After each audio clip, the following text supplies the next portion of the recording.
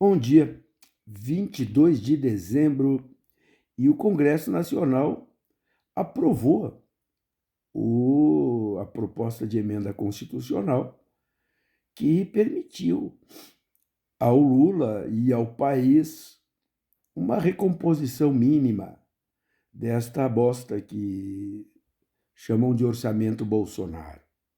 Só para vocês terem a ideia, para nós não entrarmos muito em detalhes e filigranas, o auxílio que era para ser de R$ 600 e será, segundo o orçamento mandado para o Congresso Nacional por Bolsonaro, porque também sempre é bom lembrar, né? Bolsonaro, em 22 de dezembro, ainda é o presidente do Brasil, em que pese a pergunta sempre ficar no ar: alguém viu o Bolsonaro por aí? O posto Ipiranga tirou férias, foi embora. O governo não terminou, mas o posto Ipiranga já foi embora. É engraçado esse negócio, não fosse trágico, né? Mas o orçamento que esse cara mandou para o Congresso Nacional, por exemplo, fazia do Bolsa Família o valor de R$ 400.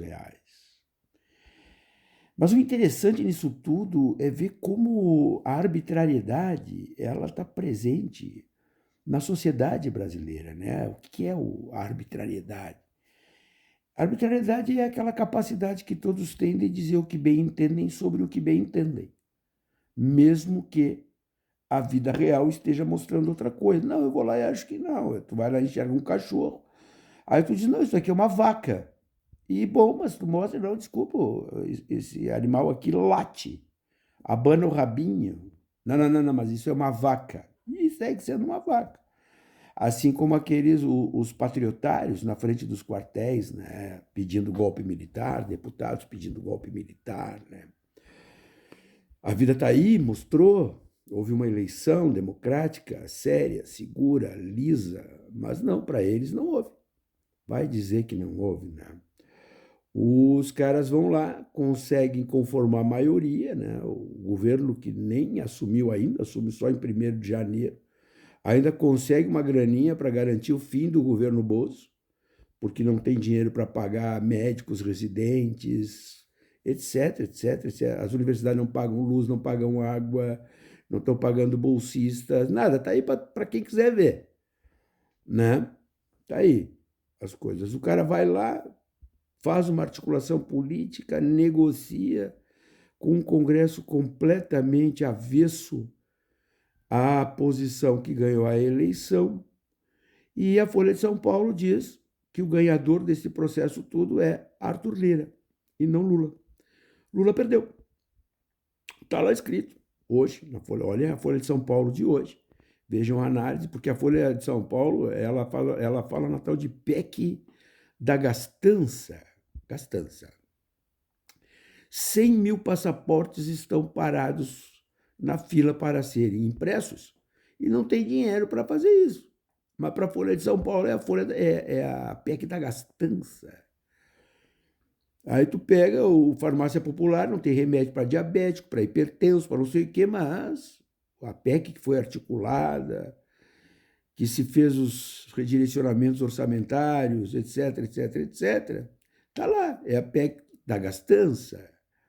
Os pobres no Brasil vão continuar ganhando R$ 600 e agora com mais R$ 150 para crianças de até 6 anos, mas a PEC é da gastança. A Folha de São Paulo nunca falou isso. Nas PECs do Bolsonaro pré-eleitorais, né? Olhem, tá aí a vantagem de ter um jornal, né? E eu não estou demonizando a Folha de São Paulo, estou dizendo que a Folha de São Paulo é o que sempre foi. A Folha de São Paulo não mudou no governo Bolsonaro, não mudou do governo Dilma. A Folha de São Paulo é a Folha de São Paulo, ela tem um engajamento ideológico, político, né? Ela não se assume assim, mas a Folha de São Paulo ela é o que ela é, né? Lava Jato. A Folha de São Paulo é uma das grandes artífices da Lava Jato, né? Mas tá aí, então é a PEC da gastança, quando tu resolve fazer com que o país não pare, né? Você não é problema, tu não precisa gostar do que está ali. O que tu não pode fazer é dizer o que não é. Então ela vem e diz que o grande vitorioso deste processo todo é o Arthur Lira. É simples assim. O governo Lula vai lá, que nem assumiu, faz uma articulação política com o Congresso, que não é o que vai entrar, consegue resolver os problemas do orçamento, inclusive para a finaleira do Bolsonaro, mas quem ganhou essa coisa toda foi o Arthur Lira. É mole? Não é mole. É mais ou menos como aqueles caras lá na frente dos quartéis, bota o celular na cabeça e pede socorro para ETs, né? Então os tempos vão ser muito difíceis, ninguém tem dúvida que a articulação política no Brasil, ela sempre foi muito difícil. A estruturação institucional no Brasil é muito difícil. Por exemplo, o Supremo Tribunal vem, detona com o orçamento secreto, detonou com o orçamento secreto. Né? O que os caras fazem? Um movimento para tentar preservar o mínimo possível. Mas o centro do orçamento secreto foi desconstituído. Mas, segundo a Folha de São Paulo, quem ganhou foi o Lira. Por quê? Porque eles pegaram a metade daquele valor, que eram de 20 bilhões, e fizeram uma distribuição igualitária entre todos os deputados. Como sempre foi. Com nome, endereço, CEP. Não, mas quem ganhou foi o Arthur Lira. Eu não estou dizendo que o Arthur Lira não tem poder. Tem poder e muito poder. Só que aquele que reconhece esta realidade política, nós devemos atribuir um grande valor. Porque não é um autista. Então, Lula e o governo Lula, que ainda não assumiu, teve um grande mérito, que foi saber ler. Houve erros na caminhada, eu não tenho dúvida que houve erros na caminhada. Acho que se entregou cedo demais. Mas devemos reconhecer os méritos da articulação política, pelo menos por agora. E não tenho dúvida, a coisa vai ser muito mais difícil daqui para frente.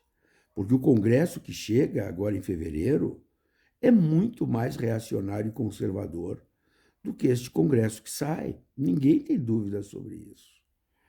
Mas a marca da articulação política, e mais do que isso, da civilidade que se usou na articulação política, precisa ser reconhecida, coisa que a Folha de São Paulo não faz. E sabe que, em não fazendo, gera um clima de tensão absolutamente desnecessário e indesejável para o país neste momento. Ora, sabendo que ainda existe, e por muito tempo existirá, uma fascistização nas instituições brasileiras, o que é tenebroso. Deveriam os grandes órgãos de mídia assumir esta responsabilidade. Não é apoiar o governo Lula, mas é dar uma acalmada no arbítrio, na arbitrariedade, que coloca todos com as calças na mão. É assim que tem acontecido, infelizmente, mas a grande mídia não faz meia-culpa. Eu não falo nem desse jornalismo rastaquera, vagabundo, bolsonarista, fascistoide. Não, esses aí eu não falo. Eu estou falando de um jornalismo que se reivindica profissional, mas que profissional não tem sido. Por que não tem sido? Porque dão de ombros aos fatos. Desculpe, opiniões todos podemos ter. Agora, os fatos não são nossos, né? Os fatos são os fatos. Eu quero dizer para vocês o seguinte: a minha expectativa é que o Brasil retome um ambiente de civilidade. Cada um pode ter suas opiniões, deve ter as suas opiniões, à direita, à esquerda, ao centro. O que nós devemos ter cuidado, e acreditem, Bolsonaro fez um grande mal para o Brasil e esse mal vai perdurar por muitos anos. O modo como ele infectou as instituições brasileiras é gravíssimo. O que ele está fazendo na finaleira de governo, nomeando gente, tentando garantir apaliguado, é mais ou menos a prática que a extrema-direita fascista faz no mundo. instituições relevantes estão tomadas por bolsonaristas. O Conselho Federal de Educação, por exemplo, Bolsonaro nomeou 9 pessoas com mandato, não podem ser exoneradas. Entre tantos outros. Mas é isso. Finalmente, talvez o Brasil tenha um orçamento exequível.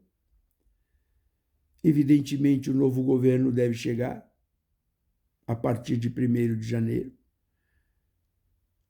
Todos estão absolutamente na maior expectativa sobre o que os bolsonaristas farão no dia 1º de janeiro.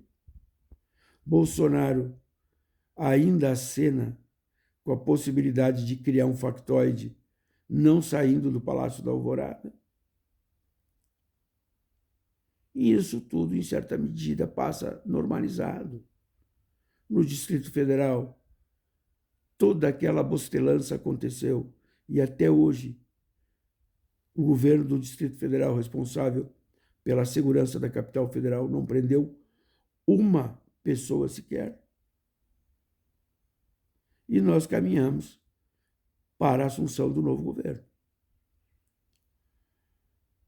O que nós temos que ter presente é que esse tipo de postura que a Folha de São Paulo tem adotado não contribui em nada para a normalização do país. Não é problema ter opinião política e a direção da Folha de São Paulo tem opinião política. O problema da Folha de São Paulo é que ela não faz como o Estadão faz. O Estadão abre opinião política no seu editorial. A Folha não. A Folha faz de conta que é isenta e imparcial. Não, não é isenta e imparcial. Assim como nós não somos imbecis, idiotas, que não compreendemos o que lemos. Então, quando vocês enxergam na Folha de São Paulo PEC da gastança, você sabe do lado que a Folha de São Paulo está. É dos chamados mercados. Notem que com a promulgação da PEC, e vejam como as coisas são, desidrataram a PEC, ou seja, retiraram do teto de gastos o Bolsa Família, que ficaria fora 2 anos. Segundo a PEC aprovada, fica por 1 ano. Detalhe, gastos sociais, segundo a decisão do Supremo Tribunal Federal, não estão limitados pelo teto. Simples assim. Então, de onde é que tira essa expressão? Desidrataram porque reduziram o prazo. Isto não é verdadeiro. Não é verdadeira a qualificação do ato político. Que baixou de 2 para 1 é verdade. Agora que a consequência é a desidratação, não é verdade. Mas essa é a Folha de São Paulo. Todas as matérias e todas as vezes que falam sobre a PEC que vai viabilizar farmácia popular, o SUS, o Ministério da Saúde está com 16 bilhões a menos do que tinha no ano passado. Essa PEC da gastança vai resolver isso. Educação, bom, etc, etc, etc. Mas é assim que a Folha trata. A PEC da gastança. Para encerrar, por que gastança na cabeça da Folha de São Paulo? Porque dar dinheiro para pobre é gastança. É simples assim. Ou seja, a grande mídia profissional, que se pretende profissional, que criou, que turbinou Sérgio Moro, Dallagnol, e que acabou criando o Bolsonaro, é essa aí. E como é que a coisa funciona? Bolsonaro passou o tempo inteiro dando-lhe pau na Folha de São Paulo e na Rede Globo. O que faz Bolsonaro na saída? Renova a concessão da Rede Globo. E a Folha de São Paulo segue sendo a Folha de São Paulo que sempre foi. A política é um fato. Ela não é para amadores. Não é mesmo. Agora, também, quem faz política conhece os players com quem deve lidar. Lula e o governo Lula, por enquanto, do meu ponto de vista, está indo muito bem. E ontem deu mais uma amostra de que está indo muito bem. Tinha indicado um chefe da Polícia Rodoviária Federal que era lavajatista. A cagada durou 24 horas. Soube rever. Tomara que continue assim. Fazer cagadas, todos nós somos capazes de fazer. O que nós não devemos fazer é aquilo que diz um amigo meu, um missioneiro: jamais tape uma cagada botando uma pá de bosta em cima.